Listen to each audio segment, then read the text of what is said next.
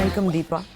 You have just finished the epic film Midnight's Children, so congratulations, that's quite an achievement. But before we get to the film, today we're speaking in Delhi. You must be aware that there have been huge protests at Rashtrapati Bhavan today, where this young girl's rape, gang rape by people in a bus, has galvanized many people in the country. So you have said that all wars are fought on women's bodies. Do you think this is what's happening now? I think it's always happened. I mean, maybe that's the reason that I wanted to make the kind of films I wanted to do. You know, starting with Fire, because when I made Fire, it was really an exploration about the choices women have. Can they be who they want to be without being punished for it? That's actually the narrative essence of Fire. The film started with Sita's mother telling the story about the ocean. Yes. And she says, you just have to see without looking. That's and right. you see it. Yeah. And it ends with Sita saying, I can see the ocean. So I found in all your films there's a subterranean philosophy, which I think, whether you admit it or not, is the Indian side of you. That peeps out. That peeps out. Yeah. And in that film particularly, where there is this extreme, and I say extreme, subtle oppression of the women, which you bring out. Yes, I mean, it was the ocean, it was also the inability of women to be seen. It wasn't just Radha or Sita not being able to see the truth or not being able to see that they're worthy of being treated as human beings or with equality or with dignity. But it was, for me, Fire was also about the way women are perceived by men in this country, in our country. And that always has perturbed me. I mean, I don't think of myself as a bra-burning feminist or, you know, standing on a pedestal and saying, look at us. It's, you know, you do whatever you can. And it's the level of injustice, whether it's to women or children. Yes, and it's very uncomfortable. And it makes me not run and make a movie, but it makes me want to explore it further, that where does it come from? So coming back to what we were talking about earlier, what, you know, All the wars rape, is, you know, Fire was 15 years ago, and it's so troublesome in a way to see that things haven't really changed. Maybe the reaction has, which is good, but Fire too had a reaction from women where women did come out and they had placards and they said, you know, we're lesbians and we're Indians, because of course the BJP government's stance was that there are no lesbians in India. But rape is something which is shocking. I mean, the fact is that it happens every day. The fact is it happens all over India, but there's something about it happening in the capital of this country. And the lack of instant outrage from the people in power is shocking. First of all, it's shocking that it should happen the way it did. But there's no accountability as far as women are concerned. That means, and I saw a placard again yesterday, where one woman was carrying it, and she said, if I wear a dress, it doesn't mean that you can undress me.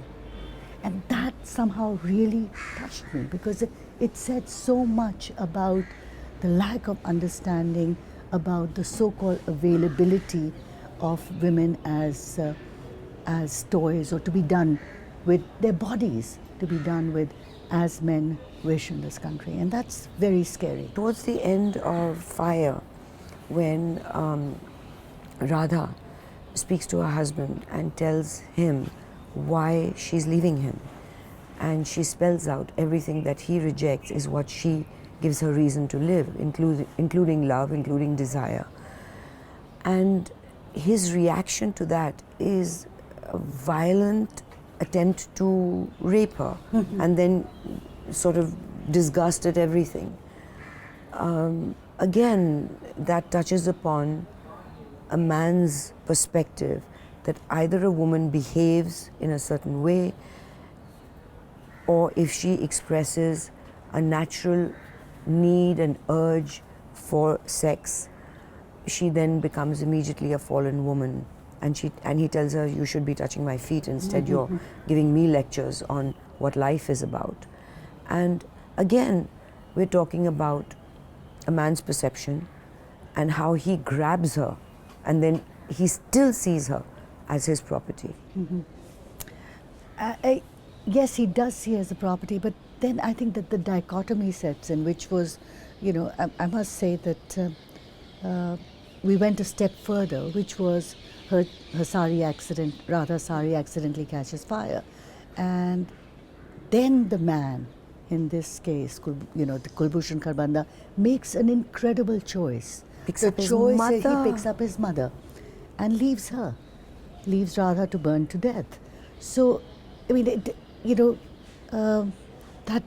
that brought me back to the whole Sita. I mean, that and the trial by fire and Agni Pariksha, but also the double standards of this man, and most men here in particular, where somehow mothers are exempt from being women, and that is very troublesome. And and I think that's what I try to explore in a certain way in Water as well, that the double standards. And is it because is it because of Manusmriti? Is it because of what's been ingrained in us? Is it because, like in Earth, the partition where everything is up, sectarian war does that, somehow it brings out the animal in all of us. So in a way, I since you started talking about it, I hadn't even thought about it. In some form or the other, subconsciously, it has been an exploration of the journey of an Indian woman, and it's sort of terminated here. What's happening in India Gate right now, and women and men, being vocal about it. But somehow there's an apathy. I don't know. I don't see that the people in power are out there and saying, this is outrageous. You are absolutely right. Forget it. They will be treated the way, these men will be treated the way we treat terrorists, where their photographs are splashed all over the paper, and they are accountable. There's I don't know, there seems to be an apathy. Your Earth also touched on, again, violence against women, when Aya is taken away and she's betrayed completely by a man who she thought was going to love her, who loved her and was going to save her. The ending, that music of Ishwar Allah, tere, what is it? Ishwar Allah, tere jahan mein nafrat kyun hai, jang kyun, tera dil to itna bada hai. I'm destroying it, I know. I know, Javed will kill us both. Insan ka dil tang hai kyun. How do you do that? This is a technical question. That you've got a feeling you want to end the film with, a philosophy, in fact. In this case, did Javed write the lyrics first, or did the music come first? I think that in this case, I told Javed what the situation was, and he wrote the lyrics, and then Rahman composed it, which is interesting because maybe Rahman has changed then, but I had to translate the Hindustani into English for Rahman because his Urdu those days wasn't, maybe it's different now, wasn't so perfect. I didn't know that. I was surprised. Yeah, he's Tamil speaking, so he knows a bit of Hindi, but not so he much. knows Jai Ho, that's for sure. Yes, for sure. This is sort of very basic, But this is poetry, what Javed wrote. It's just stunning. You can hear it over and over again. Yes, it's just mind-blowing. It is like a humanist anthem. Your experiences in Benares, which we watched as you went through that, and obviously a traumatic time. You decided to not make the film for a bit. I think it was 4 years.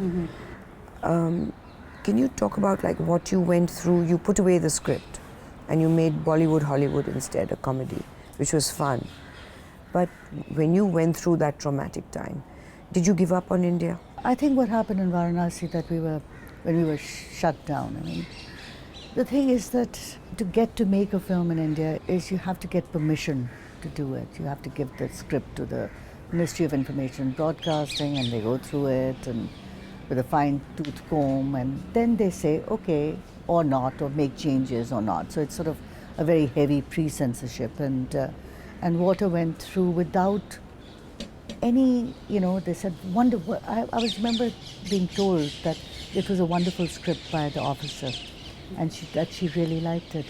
And then they send an officer with you while you're shooting, so to make sure that you don't, no way is it diverted. I'd like so that job. It's a whole process that you do things that they've been, you've been told to do. You follow the letter of the law, and you respect that this is, if you want to shoot a film in India, this is what you have to go through. If you don't want to do it, then don't do it.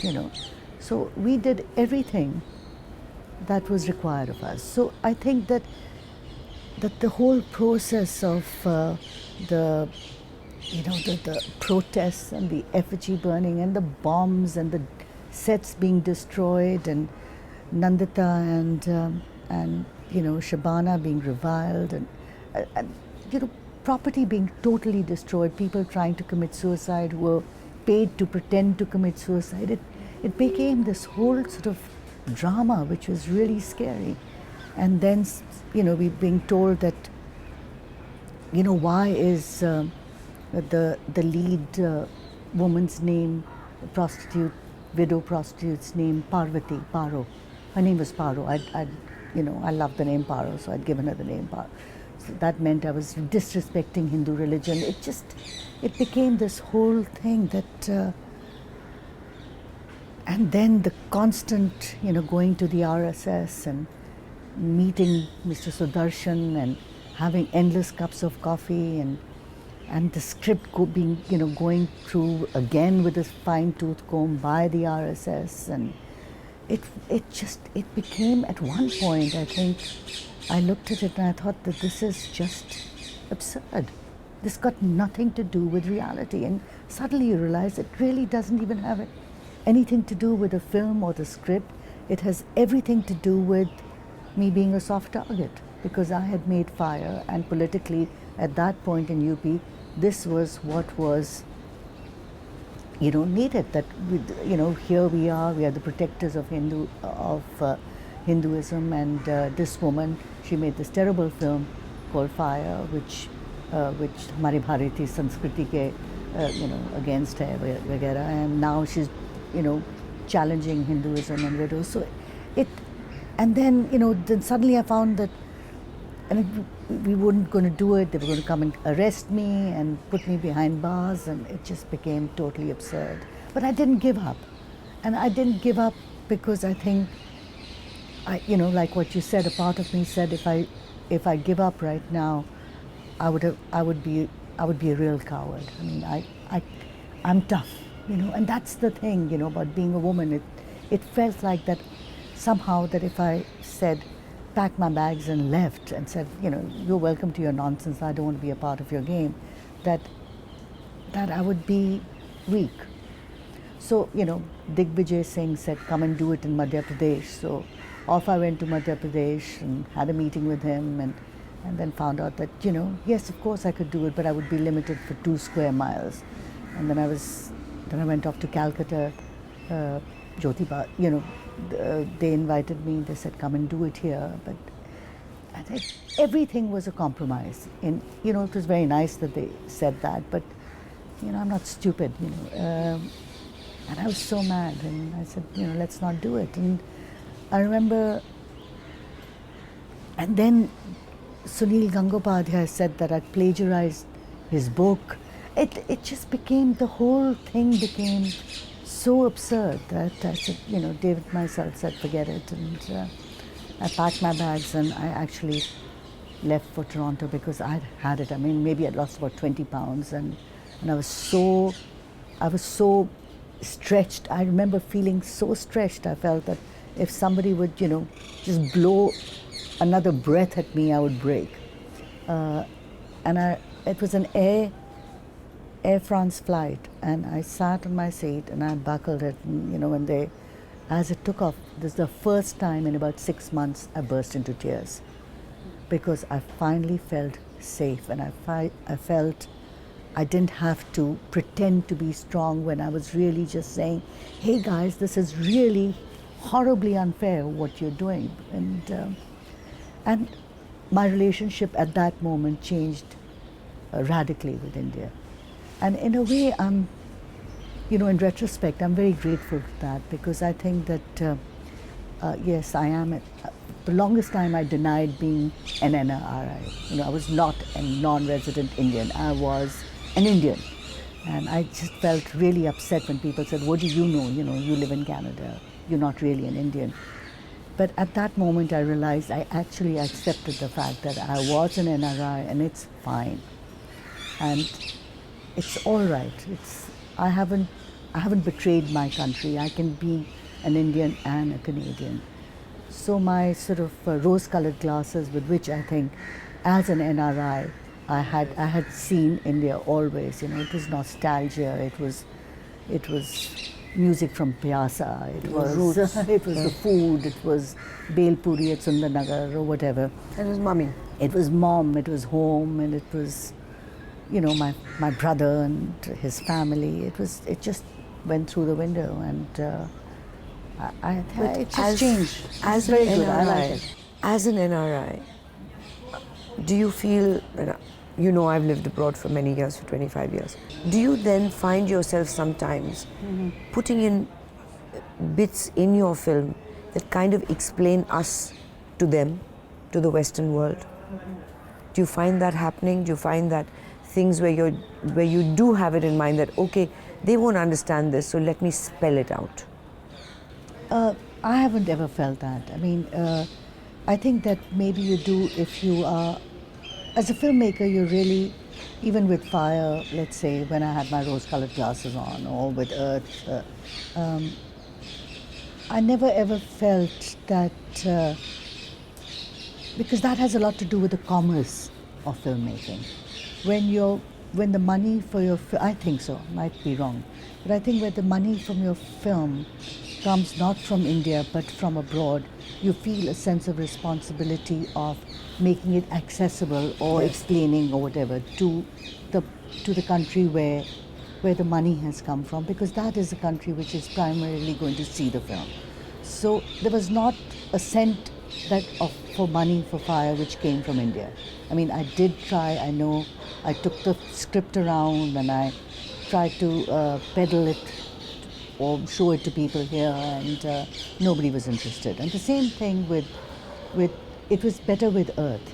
So I think by the time I came to Earth, where Jammu Sugandh, you know, a very interesting man, a producer, co-produced Earth, I had come to realize that half of the money came from Canada, half the money came from India. So there was a feeling that perhaps I became free, that I didn't have to explain either to the Indians or to the Westerners what I had to be. Amazing.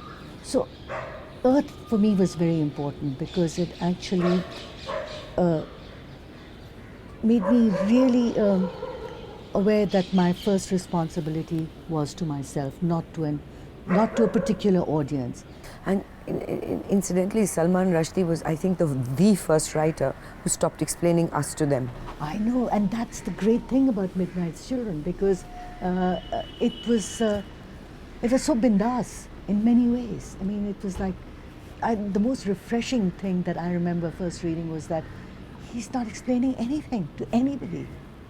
And that was magical. Brackets. Yeah. In most of your films, there are different layers of love, different kinds of love. In fact, Seema Biswas's character in Water her love with the guru on the bank, so subtly communicated. Thought was one of the best parts of the film. And then her love of the child and how she saves her. And you said, at some point you said, elements that nurture and destroy us. And that seems to be an element in all your films. Do you see that in Midnight's Children? I do. I mean, it was interesting. I mean, I didn't see it when I started shooting it, but somewhere in the middle of the process of the shoot, I said, my God, this is such a woman's story. It's about women whose husbands have left. It's about lovers who have disappeared. It's about mothers. It's about women who have no voice or who have lost their voice. It's about women who have no dignity. It's about women who live in the shadow of their husbands. It's about women who are lovers, and it's about women and their children. And you know, I don't think I've even communicated this to Salman. I think because for the longest time, I mean, when you think of Midnight's Children, and yes, it is the journey of Salim Sinai and post-colonial India, but it's through the lens of women. And so yes, in a way, I think you can't help being what you are, and in this case, that I'm a woman, and my lens is that of a woman. Salman Rushdie mentioned that you and he are on the same page. Now, he's a Midnight's child, so am I. You're a little 4 years younger, I think. Was your connection with Salman basically that? The humor, the connection of the same culture, the language, the background, all of that? I think it began like that for sure. I mean, I remember that, you know, there was no need to go into huge explanation. I mean, I knew when he spoke about Indian cinema and seeing movies, I knew exactly what he was talking about. If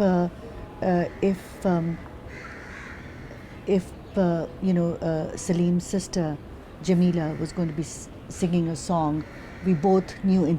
He said, "What do you think? Which song?" And I said, "We should have something by Faiz."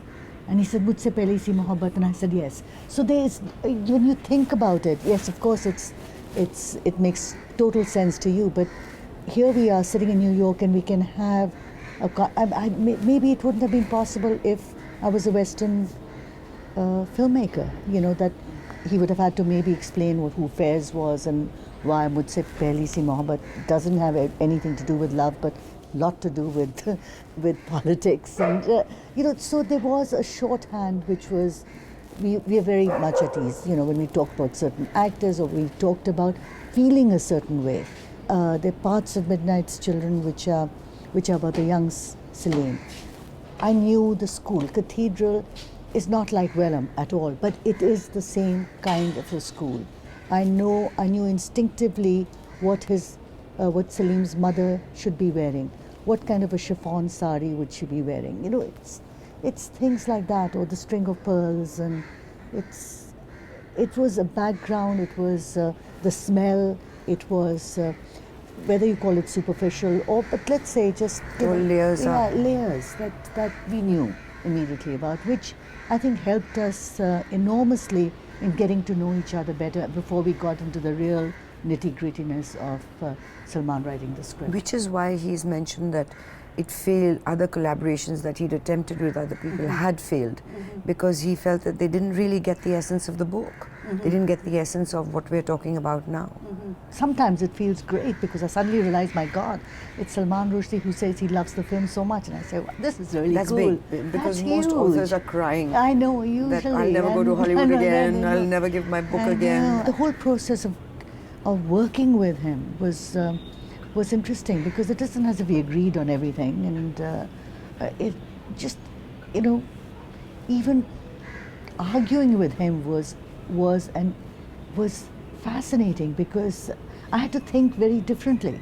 What kind of arguments did you have? Well, there would be creative things that maybe, if I would want to not have a a scene, or he would want to include a scene, or I would say, Salman, I don't think we need this part of of the script. It's stopping the flow or something. Or I think he would think about it, and he would say, no, I think you're wrong. So it was, and we go back and forth about it.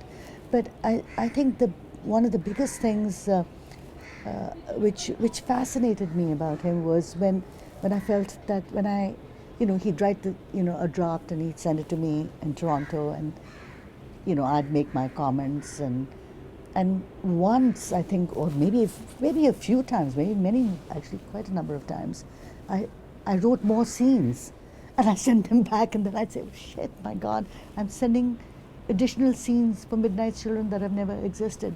And he'd say, I've got it and I think it's fine, or I think it doesn't work for this reason. So there was an inherent respect.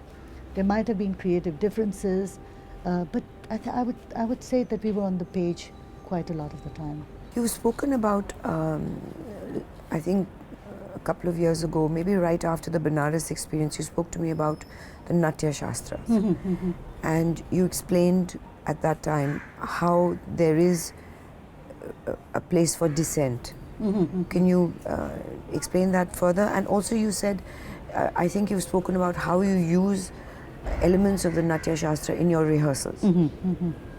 A few years ago, not a few years, quite a number of years ago, a very dear friend of mine who's a theatrical director in Chandigarh, and sort of Neelam Mansingh Chaudhary, and she sort of single-handedly revived Punjabi theatre and introduced me to Natya Shastra sitting over a cup of coffee in Khan Market.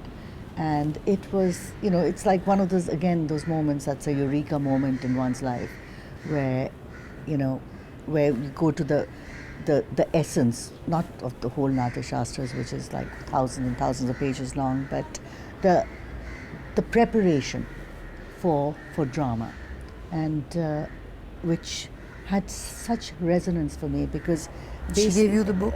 No, she didn't give me the book. She told me about it, and she told me about the Ras box, which is actually what changed my mind, which is about 8 human emotions according to the Natya Shastras, which are used in music and dance and theatre, which is like bravery, love, repulsion, Shinghar, and Shinghar is an emotion. Yeah, absolutely. Preparation, Shinghar is beauty, and cowardice. Did I say repulsion? What my favorite one was, can you imagine the sophistication of this? Was wonderment. The adbhut, and so the 9 pure emotions and the 8 pure emotions, and the 9th one is silence. So the way it is used is that you, what Neelam showed me was that you draw like huge boxes on the ground, make a grid with each emotion written down in each box. And what we do is have an actor think about the character he or she is playing, and we just say stop. And if the emotion was love, that was the box she was standing in and he was standing in. He'd think of a line which had nothing to do with the text, but of the character, and say it's a line, and we'd give him the line, and the line would be, I think I can't stand you. But because she or he is in the box of love, he'd have to say it with love. So what it means is an exploration of the character. So by the time you actually get on the screen, the actor is also multi-layered. Because there's no such thing as a negative character, or there's no such thing as a positive character. If you are positive, there have to be arenas which are not positive in you. I mean, that's humanity and that's reality. So by the time you actually go on the screen, you've been through this process of rehearsals, the characters and the actors feel so dense. They don't feel one-dimensional. So, and this is in our Natya Shastras. I mean, it's quite amazing. Everybody has access to it. And also what the Natya Shastra wrote about dissent. The myth of the Natya Shastra is, of course, that Brahma was sort of hanging around, and Vishnu and Shiva sort of came to him and said, it's the world's fine and everything's going according to plan, but it's getting very boring. So we should do something about it. So Brahma said, what should we do and to make the world more interesting? And Vishnu said we should have entertainment.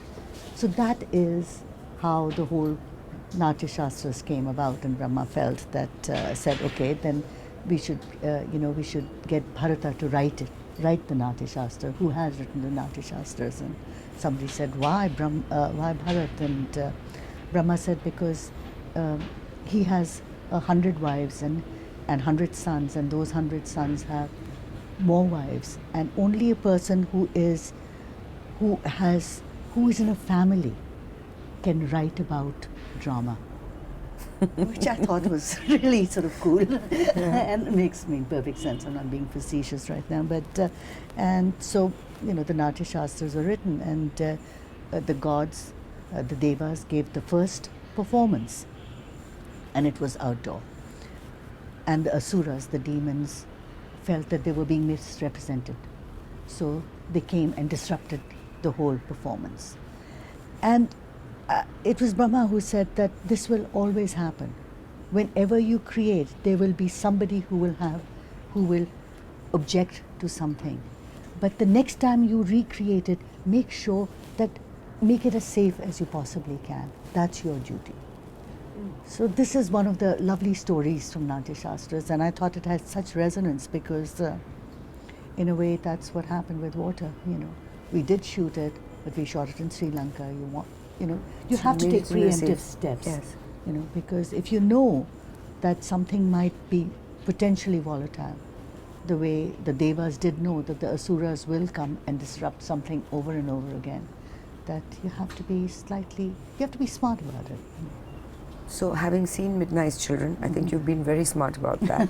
It's going to be released in January, and we look forward to February that. 1, it's going to February be 1st. February 1st. And yeah. we will do an interview just on Midnight's Children just before it's released. That's perfect. Thanks Thanks so very much. much, Deepa. Thank you. It was delightful. Thank you. Thank you.